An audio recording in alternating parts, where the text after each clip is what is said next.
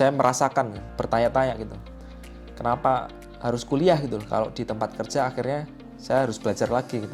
Tentu ini ada problem besar ya bagi kami untuk membuat nih gebrakan bagaimana sih antara kampus sama industri itu bisa sinkron, bisa ketemu gitu loh. Ketika lulus kuliah ya sudah siap kerja gitu.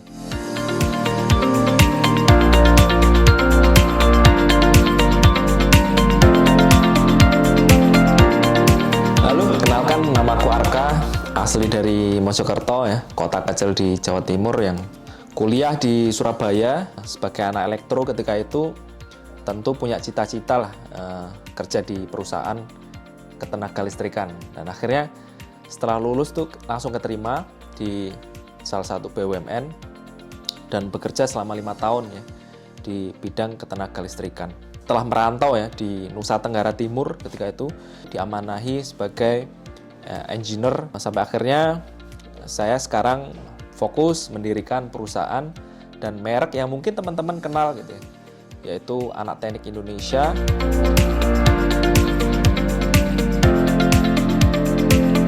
Alhamdulillah sekarang sudah diamanahi sebagai CEO di PT Anak Teknik Indonesia, yaitu perusahaan yang bergerak di bidang media kreatif, terus konsultan, jasa profesional, dan juga edu teknologi ya, untuk mengakselerasi skill teman-teman di bidang keinsinyuran. Awal mula mendirikan media Anak Teknik Indonesia iseng sekali ya. Terus juga basicnya memang suka menghibur di internet ya. 2013 masih boomingnya Facebook. Ketika itu saya mendirikan sebuah akun namanya Dagelan Anak Kampus lah. Dan dari akun itu ternyata viral ya di berbagai kampus, bahkan kampus saya sendiri itu. Dari situ terus membuat akun baru ya yang teman-teman kenal sebagai Anak Teknik. Ya sebagai tempat sharing lah ketika itu, sebagai media untuk teman-teman curhat, untuk teman-teman mengirim karyanya, untuk kita bisa bantu kenalkan ya ke publik gitu. Dari situ ternyata semakin banyak ya, semakin besar. Bahkan ketika itu teman-teman mungkin kalau tahu Line official gitu, itu Line Indonesia ya, ketika itu kita sempat dipublish di sana. 2015 booming, kita switch ke Instagram dan ternyata di Instagram juga meledak ya. Ya alhamdulillah sekarang udah hampir 1 juta followers lah media Anak Teknik Indonesia.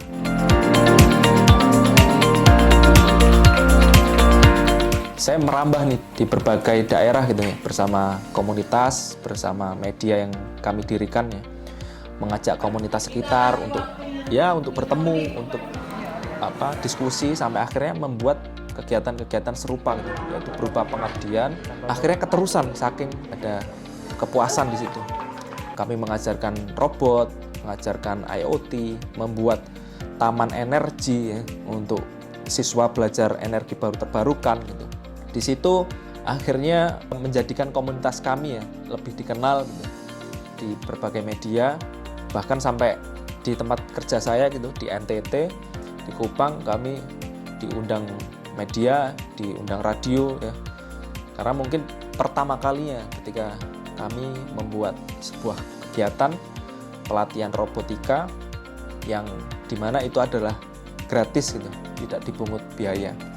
Terus ketika kerja pun saya juga melihat gitu ya, ada gap yang besar di antara apa yang saya alami di kampus ya dan di tempat kerja gitu. Di kampus saya belajar apa, di tempat kerja justru berbeda gitu apa yang saya implementasikan ya. Saya bertanya-tanya gitu, kenapa harus kuliah gitu, kalau di tempat kerja akhirnya saya harus belajar lagi gitu.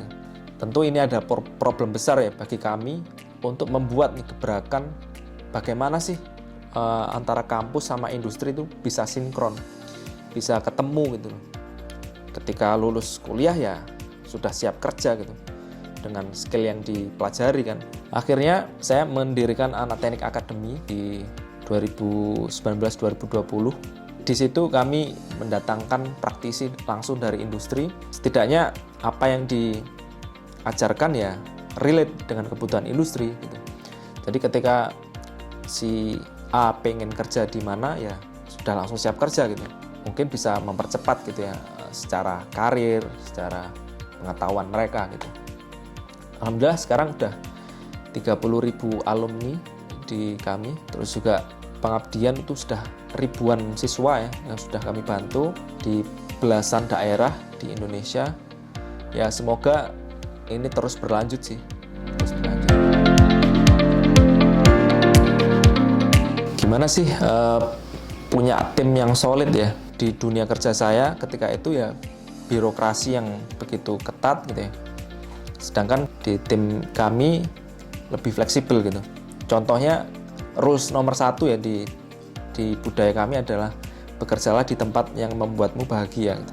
Berbeda ya dengan korporat sekarang gitu, yang harus masuk kantor, yang cuti harus tahu alasan untuk cuti gitu. Terus libur juga belum tentu libur gitu. Ini menjadi pelajaran sih buat saya gitu untuk membuat sistem kerja yang hybrid gitu antara masing-masing divisi gitu. Ada yang remote, ada yang memang di kantor gitu.